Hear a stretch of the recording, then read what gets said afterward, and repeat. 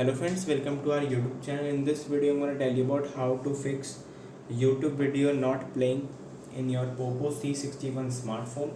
Before watching this video, if you have not subscribed to our YouTube channel, then subscribe to it and like our video. So let's start friends. Every time when you just open your YouTube, it crashes or video crashes. How you can fix? First you have to long press your YouTube, click on I button. Here you have to click on storage and cache. First you have to clear the cache and then clear the storage. Then press back. You have to give all the permissions like this. You can see allowed.